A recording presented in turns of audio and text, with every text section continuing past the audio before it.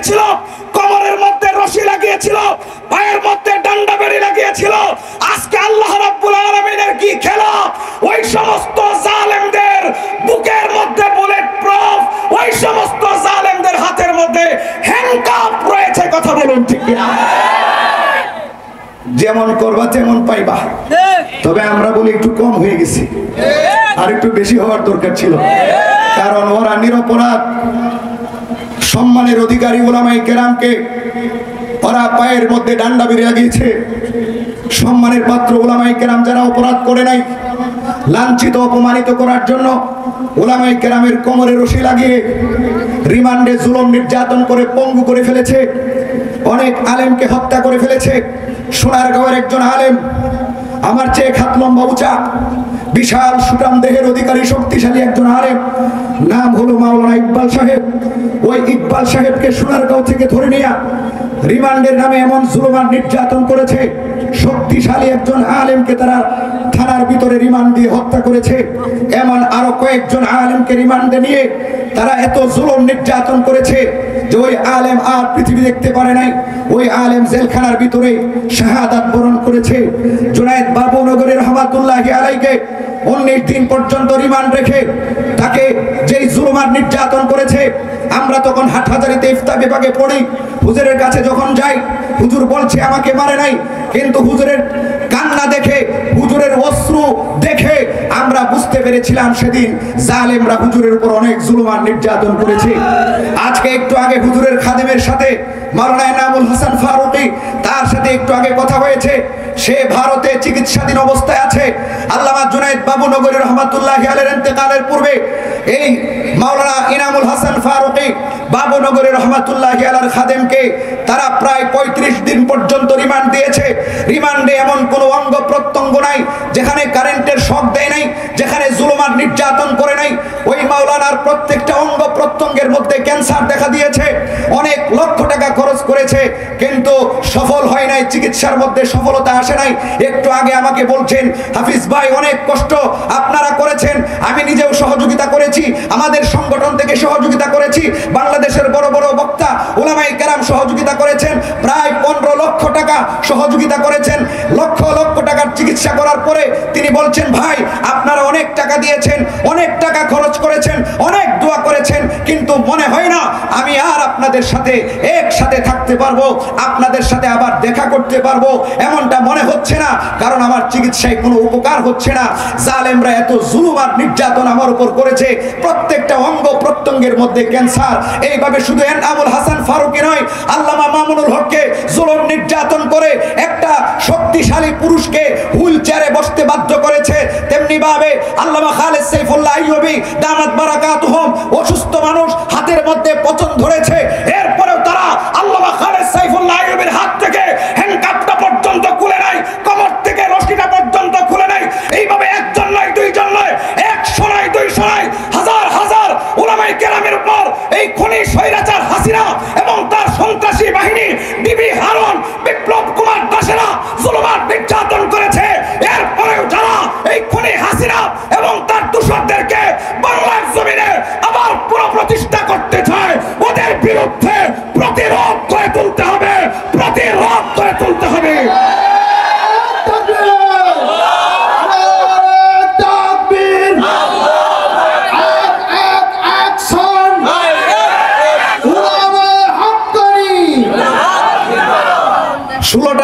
কতটা জুলুম নির্যাতন করেছে। 2009 সালে 57 জন অফিসারকে হত্যা করেছে, বড় বড় অফিসার, কর্নেল, জেনারেল, ক্যাপ্টেন, তাদেরকে হত্যা করেছে। এরপরে 2013 সালে হাফেজ আলেমরা ঘুমিয়েছিল শাপলা চত্বরে, অর্ধ ঘুমন্ত ছিল, তাদেরকে নির্বিচারে গুলি করে হত্যা করে কি বলেছিল? খুনি হাসিনা, এই স্বৈরাচার হাসিনা ওই পার্লামেন্টে দাঁড়ায় বলছিল যে ওই শাপলা চত্বরে 13 তারিখে কোনো হতাহত হয় নাই, কেউ মারা যায় নাই, ওখানে রক্ত মেখে তারা শুয়েছিল অভিনয় করার জন্য। কথা বলেন ঠিক কিনা? বলছিল কি বলে নাই? বলছিল কি বলে নাই? অথচ হাজারের অধিক শতাধিক ছাত্র এবং আলেমকে, হাফেজে কোরআনকে সে স্বৈরাচার পুলিশের মাধ্যমে গুলি করে বোমা মেরে হত্যা করেছে। এরপরে 2021 সালে মূর্তি ভাঙ্গাকে কেন্দ্র করে, মূর্তি আমরা ভাঙ্গি নাই, আমরা শুধু বলেছিলাম, আল্লামা মামুনুল হক বলেছিলেন, ওলামায়ে হাক্কানি বলেছিলেন যে আমরা শেখ মুজিবের বিরোধিতা করছি না। শেখ মুজিব যেহেতু একজন মুসলমান ছিলেন, স্বৈরাচার ছিলেন কিনা জানি না, আমরা শুধু ওনার ভালো দিকটা জানি। কারণ একজন মানুষ মৃত্যুবরণ করলে তার খারাপ গুণগুলো বলতে নেই, এজন্য তার খারাপ দিকও ছিল, আমরা সেগুলো বলি নাই। আমরা সেদিন বলেছিলাম বঙ্গবন্ধু শেখ মুজিব তিনি একজন মুসলমান ছিলেন এবং তিনি বাংলাদেশের জন্য হয়তো কষ্ট করেছেন, স্বাধীনতার জন্য পরিশ্রম করেছেন, এজন্য আমরা তার হিতাকাঙ্ক্ষী হিসাবে তার মঙ্গল কামনা করে আমরা বলেছিলাম আপনারা মূর্তি বানাবেন না, ভাস্কর্য বানাবেন না। মূর্তি আর ভাস্কর্য বানালে শেখ মুজিবুর রহমানের কবরে আযাব হতে পারে, তিনি আযাবের মধ্যে গ্রেফতার হতে পারেন, তার জন্য এটা মঙ্গলজনক হবে না।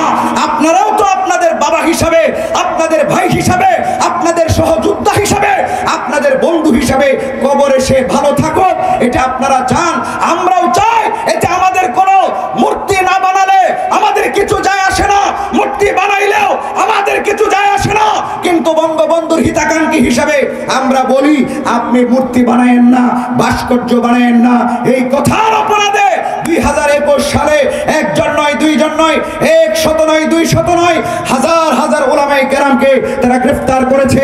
যুবক বাদ দেয় নাই, আলেম হাফেজ বাদ দেয় নাই, যারা এই ওলামায়ে কেরামের সঙ্গ দিয়েছে তাদেরকে গ্রেফতার করেছে। দিনের বেলা গ্রেফতার করেছে এমনটা নয়, রাতের আধারে গ্রেফতার করেছে, ইফতারির সময় গ্রেফতার করেছে, সেহরির সময়ও গ্রেফতার করেছে। কথা বলুন ঠিক কিনা? এইভাবে গ্রেফতার করে ওলামায়ে কেরামের উপর জুলুম আর নির্যাতনের স্টিম রুলার চালিয়েছে। কিন্তু আজকে আমরা কি দেখতে পেলাম? যে এই মূর্তির জন্য খুনি হাসিনা আলেমদেরকে গ্রেফতার করেছিল। 5 আগস্টে দ্বিতীয় স্বাধীনতার পরে বাংলাদেশের প্রসিদ্ধ কোনো মূর্তি দেখা যায় নাই। কথা বলুন ঠিক কিনা? আমরা সেদিন দেখতে পেয়েছি সাধারণ মানুষ মূর্তি ভাঙ্গে নয়, আমরা সেদিন দেখতে পেয়েছি আর্মিরা শেখ মুজিবের ভাস্কর্যের গলার মধ্যে রশি লাগিয়ে টেনে হিচড়ে ভাস্কর্যগুলো ভেঙে দিয়েছে। আমরা সেদিন দেখতে পেয়েছি বিজেপিরা ক্র্যাং দিয়া, গাড়ি দিয়া, বুলডোজার দিয়া শেখ মুজিবের মূর্তিগুলো ভেঙে দিয়েছে। কোথায় শেখ হাসিনা? কোথায় শেখ হাসিনার জালেম পুলিশ? কোথায় শেখ হাসিনার দূষররা? বাধা দিতে পারে নাই, বাধা দিয়ে মূর্তি রক্ষা করতে পারে নাই। কথা বলুন ঠিক না? আমরা শুধু বলছিলাম দেখা আমগোর উপর জুলুম আর নির্যাতনের স্টিম রোলার চালিয়েছিলেন। আর এখন যে মূর্তি ভেঙে ফেলছে, এয়ারপোর্টের মূর্তি ভেঙে ফেলছে, তারপরে বাংলাদেশের সব বড় বড় প্রসিদ্ধ জায়গার মূর্তিগুলো ভেঙে ফেলছে। আমরা আলেমরা ভাঙ্গি নাই, সেনাবাহিনী, বিজেপি, আনসার এবং সাধারণ ছাত্র জনতা ভেঙেছে। বাধা তো দিতে পারলেন না, মূর্তি রক্ষা তো আর করতে পারলেন না। তা আমাদের কথার কি দোষ ছিল? আমাদের কি অপরাধ ছিল? মূর্তি বানাতে নিষেধ করেছিলাম, এই জন্য আমাদের উপর জুলুম আর নির্যাতন করেছেন। ও মুসলমান, প্রত্যেকটা জুলুমের বিচার না হওয়া পর্যন্ত এই শেখ হাসিনার পক্ষে কেউ কথা বলতে পারবে না, খুনি হাসিনার পক্ষে কথা বলতে পারবে না। আমরা তো চাই খুনি হাসিনা আসুক। আমরা তো বলি অনেকদিন ছিলেন জামাইয়ের কাছে, অনেকদিন ছিলেন দাদা বাবুদের দেশে, বিয়া সারা জামাই মোদির কাছে অনেকদিন ছিলেন, বিভিন্ন জায়গায় চেষ্টা করেছেন যাওয়ার জন্য, যাইতে পারেন নাই। পদত্যাগ দরকার নাই।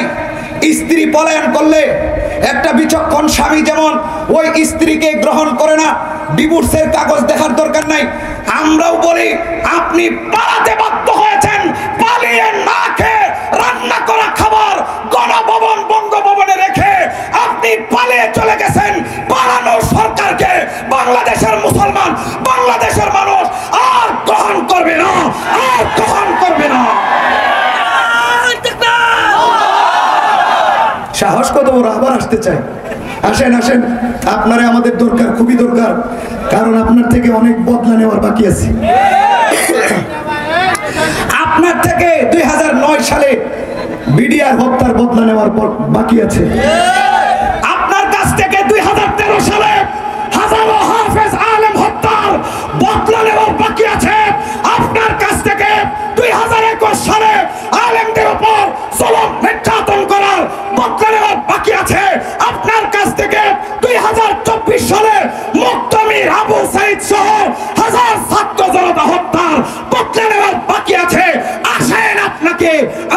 ফাঁসির কাস্টে ঝুলাতে প্রস্তুত হয়েছি। আসেন ফাঁসির কাস্টে ঝুলে যান, কারণ একবার না 100 বার ফাঁসি দিলেও তো আপনার বদলা পূর্ণ হবে না। কথা বলেন ঠিক কিনা? এই জন্য সাবধান, সতর্ক থাকবেন, চৌকান্না থাকবেন। এই জালেম স্বৈরাচারী হাসিনার দূষণরা যেন মাথা ছাড়া দিয়ে উঠতে না পারে। যদি মাথা ছাড়া দিয়ে ওঠার সুযোগ করে দেন, তাহলে মাহফিল শুনতে পারবেন না। এই মাহফিল ওরা বন্ধ করে দিবে, মাদ্রাসা বন্ধ করে দিবে, আবার ছাত্র জনতাকে হত্যা করবে, আবার যারা ন্যায়ের পক্ষে কথা বলবে তাদেরকে হত্যা করবে, আবার দুর্নীতি করবে। এই চপ্পুর নেতৃত্বে 32,000 কোটি টাকা দুর্নীতি করেছে খুনি হাসিনা। আরো কত দুর্নীতি করেছে তার কোনো হিসাব নাই। আজকে দ্রব্যমূল্যের ঊর্ধ্বগতির কারণ কি? স্বৈরাচার দেশটাকে খালি করে চলে গেছে, ঋণে জর্জরিত করে চলে গেছে। দলিল দেয় হুজুর, খালি বদনাম দেখেন, সুনাম দেখেন না। সুনাম কি? সুনাম হলো পদ্মা সেতু। শেখ হাসিনা ভালো, খুব ভালো, আপা খুব ভালো, আপনারা ছাড়া চলি না, আপনি তাড়াতাড়ি আসেন, আপনারা ছাড়া আমরা ভালো নাই। এত ভালো কেন?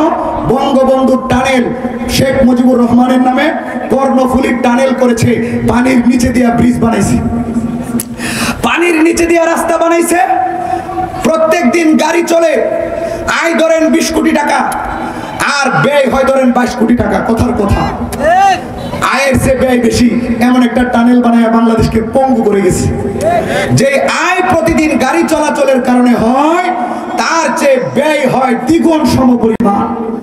এরপরে ঢাকা এলিভেটেড এক্সপ্রেস ওয়ে বানাইছে। সুতরাং আপনারা শুধু মন্দ দিকটা দেখেন কেন, ভালো দিকটা দেখেন না কেন? ঢাকা শহরে ফ্লাইওভার দিয়ে ভরে ফেলছে।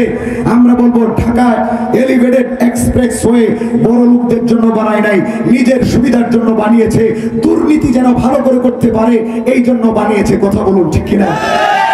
পদ্মা সেতু থেকে 1000 কোটি টাকা দুর্নীতি করেছে। Elevated express way mega projector গুলো থেকে হাজার কোটি টাকা দুর্নীতি করার জন্য কয়েকদিন পর পর এক একটা প্রজেক্টের আবিষ্কার করে যেন সে এবং তার দূষররা দুর্নীতি করতে পারে। কথা বলুন ঠিক কিনা? তার উন্নয়ন গুলোকে যদি এক পাশে রাখেন আর দুর্নীতি গুলোকে যদি এক পাশে রাখেন আর পর্যবেক্ষণ করেন, কোন সুস্থ মস্তিষ্কের মানুষ বলতে পারবে না সে উন্নয়ন করেছে। তার দুর্নীতির পরিমাণ এত বেশি, সকলে বলতে বাধ্য হবে দেশটাকে লুটে পুটে খেয়েছে। কথা বলুন ঠিক কিনা? সবাই মাশাআল্লাহ, অনেক মানুষ দাঁড়ায় আছেন। কষ্ট করে কেন দাঁড়ায় থাকবেন ভাই? ওই যে ওই পাশে জায়গা আছে, এই যে ভাইরা দাঁড়িয়ে আছেন, বসতে তো হবেই, কারণ এখনো মাহফিলের আসল সৌন্দর্য রয়ে গেছে। মাজলুম আলেমউদ্দিন আসতেছে, বসতে তো হবেই। সুতরাং দাঁড়ায় থেকে লাভ কি? একটু মেহেরবানি করে বসে যান। এই পাশে যে ভাইরা দাঁড়িয়ে আছেন বসে যান, এই পাশে অনেক ভাই, শত ভাই দাঁড়িয়ে আছেন, আপনারাও মেহেরবানি করে বসে যান। বসলে একটু আরাম লাগবে, দাঁড়ায় থাকতে কষ্ট হয় এবং মাহফিলের সৌন্দর্যটা পুরোপুরি বোঝা যায় না। এই জন্য আপনারা বসে গেলে মাহফিলের সৌন্দর্য বৃদ্ধি পাবে। দিনের স্বার্থে, আল্লাহর স্বার্থে মেহেরবানি করে আমরা বসে যাই। তো বলছিলাম, এত বেশি দুর্নীতি করেছে। একটা সাধারণ ডিবি হারুন হাজার কোটি টাকা, বাংলাদেশে তার 50টার মতো ফ্ল্যাট, অর্ধশত ফ্ল্যাট, বিশাল বড় বড় বাগান। খুনি হাসিনার পিয়ন পানি জাহাঙ্গীর, যাকে বলা হয় পানি জাহাঙ্গীর, নোয়াখালীর মানুষ তাকে পানি জাহাঙ্গীর হিসাবে চিনে। আমি বলি নাই, তার এলাকার মানুষ, আমার মাদ্রাসার সভাপতি, তিনি বলেন আরে তো পানি জাহাঙ্গীর। পানি জাহাঙ্গীর কেন? ওই সচিবদেরকে পানি পান করাইতো, গ্লাস দিয়া জগ দিয়া পানি পান করাইতো, এই জন্য তার নাম পানি জাহাঙ্গীর। তো সে পানি জাহাঙ্গীর হইয়া, একজন পিয়ন হইয়া, সে 400 কোটি টাকা অ্যাকাউন্ট আছে। এটা শুধু দেখাইছে আমার 400 কোটি টাকা আছে, আরো কত শত কোটি টাকা গোপন আছে, আল্লাহ পাক ভালো জানে। একজন আমির হোসেন আমু, আমরা সবাই মনে করতাম এই লোকটা ফেরেশতা, ওর মনে হয় ব্যাংক ব্যালেন্স তেমন কিছু নাই, ওইরকম ফ্ল্যাট ফ্লোট দেখানোর মতো তেমন কিছু নাই। কিন্তু মাশাআল্লাহ, কয়েকদিন আগে দেখলাম বেচারার 1000 টাকার নোট জাজিম না বানায়া ঘুমাইলে তার ঘুম আসে না। মাশাআল্লাহ, 1000 টাকার নোট এটা দিয়া জাজিম বানাইছে। ওই জাজিমের উপর সে ঘুমাইতো, নতুন 1000 টাকার বান্ডেলের উপর না শুইলে তার ঘুম আসতো না। এইভাবে ডিবি হারুন সহ আরো বড় বড় এমপি মন্ত্রীদের লিস্ট আপনারা দেখেছেন, যাদের কাছে 1 কোটি টাকা না, 2 কোটি টাকা না, 100 কোটি টাকা না, 200 কোটি টাকা না, বরং হাজার হাজার কোটি টাকার মালিক ওরা। এই সালমান এফ রহমান, আনিসুল হক, যাদেরকে গ্রেফতার করা হয়েছে, রাশেদ খান মেনন, ওদের হাজার হাজার কোটি টাকা, কত হাজার কোটি টাকা এটা কেউ বলতে পারবে না। কত হাজার কোটি টাকার মালিক সালমান এফ রহমান নিজেও জানে না। তো ওই দিন ওই ভিডিওটা দেখে সব চুর একসাথে, সব খুনি একসাথে, সব দুর্নীতিবাজ একসাথে, এটা দেখে বেশ ভালো লাগছিল, কিন্তু আবার কষ্ট লেগেছে, রাগ লেগেছে। কি রাগ? আলেমদের কোমরের মধ্যে রশি, আলেমদের পায়ের মধ্যে ডান্ডা বেরি, আর এই দুর্নীতিবাজ খুনি সালমান এফ রহমান, আনিসুল হক, রাশেদ খান মেনন, হাসানুল হক ইনো, মিথ্যাবাদী পলক, জাহাঙ্গীর কবির নানক, তারপরে জাহাঙ্গীর কবির না শাহজাহান খান, এরপরে আরো বড় বড় বোয়ালগুলা, রাগব বোয়ালগুলোর মাথার মধ্যে হেলমেট নাই, শুধু বুলেট প্রুফ জ্যাকেট আছে আর হ্যান্ডকাপ আছে, অনেকের হাতে হ্যান্ডকাপও নাই, এরপরে কোমরের মধ্যে রশি নাই, পায়ের মধ্যে ডান্ডা বেরি নাই। আমরা প্রস্তাব জানাই, ভবিষ্যতে যদি ওদেরকে আদালতে নেওয়া হয়, আলেমদেরকে, নিরপরাধ আলেমদেরকে, সম্মানের অধিকারী আলেমদেরকে যেভাবে কোমরের মধ্যে রশি লাগানো হয়েছিল, পায়ের মধ্যে ডান্ডা বেরি লাগানো হয়েছিল, আমরা বলবো অসংখ্য মায়ের বুক খালি করনেওয়ালা সেই সালমান এফ রহমান, অসংখ্য মানুষকে হত্যাকারী আনিসুল হক, হাজার হাজার কোটি টাকা দুর্নীতিকারী শাহরিয়ার কবির, মুরগি চোরাদের কোমরের মধ্যে রশি লাগাইতে হবে, পায়ের মধ্যে ডান্ডা বেরি লাগাইতে হবে। কথা বলুন ঠিক না? এদের চেহারা তেলতেলা দেখা যায়, তার মানে কি জামায়া ধরে আছে মনে হয়। আলেমরা পঙ্গু হয়ে গেছে রিমান্ড সহ্য করতে করতে, আর এদের চেহারার মধ্যে তেল ভাসতেছে, তার মানে ডালমে কুচ খানা হয়, হয়তো ভিতরে কেউ দুর্নীতি করছে কিনা এইগুলো দেখা হোক, এবং এদেরকে যথাযুক্ত উপযুক্ত শাস্তির ব্যবস্থা করা হোক। কথা বলুন ঠিক কিনা? মোহতারাম হাজরিন, যাই হোক, এই বিষয়ে আমার শেষ কথা হলো, স্বৈরাচারের ব্যাপারে সবাই সতর্ক থাকবেন। বিভিন্ন জায়গায় ষড়যন্ত্র হচ্ছে, জটিকা মিছিল বাইর করে, অতীতে যেমন বিএনপি, জামাত, শিবির জটিকা মিছিল বের করতো, মিছিল করতে দেয় নাই, শুধু দৌড়ানি দিছে, গ্রেফতার করেছে। এখন দেখি এরাও জটিকা মিছিল বের করে। যেই ছাত্রলীগ গুন্ডা বাহিনী, সন্ত্রাস বাহিনী অতীতে বিএনপি, জামাত, শিবিরকে মিছিল করতে দেয় নাই, আজকে ওরা মিছিল করতে পারে না, এই জন্য ওদেরকে দেখে আফসোস লাগে, হাসি আসে, হারে বেচারারা কি দুর্বল হয়ে গেছে। এখন রাতের 12টা বাজে অস্ত্র শস্ত্র নিয়ে জটিকা মিছিল করতে হয়, রাজপথে নামতেও পারছে না বেচারারা।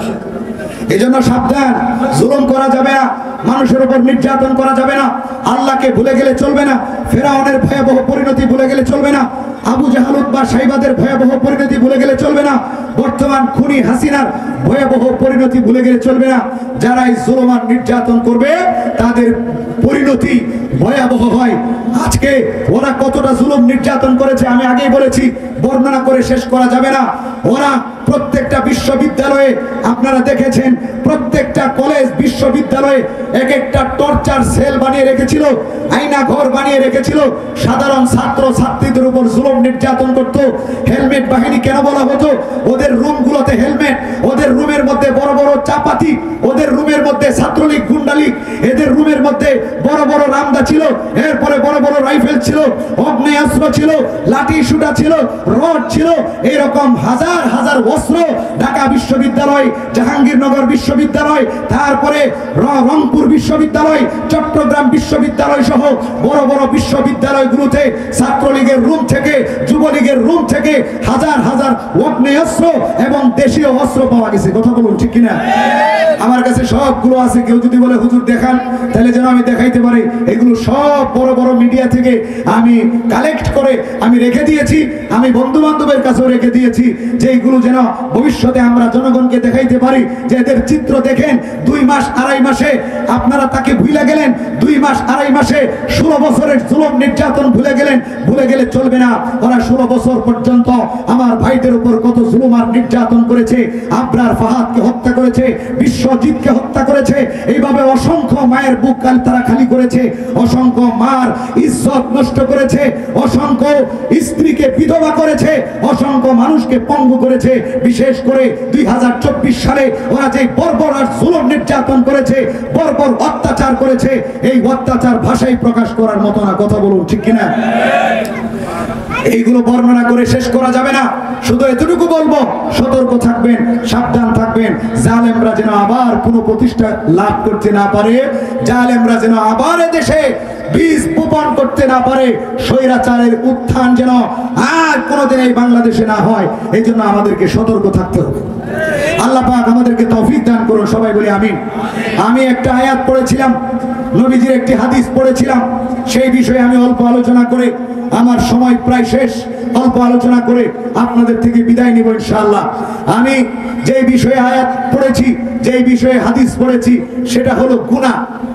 আজকে আমাদের দেশে, শুধু আমাদের দেশে নয়, সারা পৃথিবীর মধ্যে এত বেশি গুনাহ হচ্ছে, এত বেশি অপরাধ হচ্ছে, যার কারণে ব্যক্তি জীবনে শান্তি নেই, পারিবারিক জীবনে শান্তি নেই, সামাজিক জীবনে শান্তি নেই, রাষ্ট্রীয়ভাবে আমরা শান্তিতে নেই, আন্তর্জাতিক মহলেও মুসলমানরা ভালো নেই। এই সব কিছুর কারণ হলো আমরা অপরাধে লিপ্ত হচ্ছি। যত দিন যাচ্ছে তত অপরাধের মাত্রা বেড়ে যাচ্ছে, যত দিন যাচ্ছে তত আমরা অপরাধী হয়ে যাচ্ছি। অথচ দরকার ছিল আমরা আল্লাহকে ভয় পেয়ে অপরাধের মাত্রা কমাবো, রবের দরবারে শুকরিয়া জ্ঞাপন করে আমরা ভালো হয়ে যাব। কিন্তু না, আমরা যত সুযোগ পাই তত অপরাধের দিকে অগ্রসর হই, যত সুযোগ পাই তত অপরাধের মাত্রা বেড়ে যায়। এই জন্য আজকে আমাদের ব্যক্তি জীবনেও শান্তি নাই, দ্রব্য মূল্যের ঊর্ধ্বগতি। হাদিসের মধ্যে আসছে, অপরাধ যখন বেড়ে যাবে, আসমান এবং জমিন থেকে রিজিকের দরজাগুলো বন্ধ হয়ে যাবে। অপরাধ যখন কমে যাবে, মানুষ যখন আল্লাহকে ভয় পাবে, মানুষ যখন আল্লাহর গোলামি করবে, তখন আল্লাহ রাব্বুল আলামিন আসমান জমিনের রিজিকের বরকতের দরজাগুলো খুলে দিবেন। বলুন সুবহানাল্লাহ। আল্লাহ রাব্বুল আলামিন বলেন, হে দুনিয়ার মানুষ, তোমরা যদি তাকওয়া অবলম্বন করো, হে গ্রামবাসী, হে সমাজবাসী, তোমরা যদি তাকওয়া অবলম্বন করো এবং ঈমান আনো, লাফাতাহনা আলাইহিম বারাকাতিম মিনাস সামাই ওয়াল আরদ। আল্লাহ রাব্বুল আলামিন বলেন, জমিনবাসী, পৃথিবীবাসী, গ্রামবাসী, তারা যদি আমি আল্লাহর প্রতি বিশ্বাস রাখার মতো বিশ্বাস রাখে এবং তাকওয়া অবলম্বন করে, আমি আল্লাহ রাব্বুল আলামিন তাদের জন্য আসমান জমিনের বরকতের দরজাগুলো খুলে দিব। বলুন সুবহানাল্লাহ। আর যদি আমার বান্দা, আমার বান্দিরা আমাকে ভুলে যায়, আমার জিকির থেকে গাফিল হয়ে যায়, আমি আল্লাহ রাব্বুল আলামিন বরকত ছিনিয়ে নেব, আমি আল্লাহ রাব্বুল আলামিন শান্তি ছিনিয়ে নেব, আমি রাব্বুল আলামিন তাদের জীবনটাকে সংকীর্ণ করে দিব। আল্লাহ রাব্বুল আলামিন বলেন, ওয়ামান আরাদা আন যিকরি ফাইন্না লাহু মাঈশাতান দাকা ওয়া নাহশুরুহু ইয়াওমাল কিয়ামাতি আমা।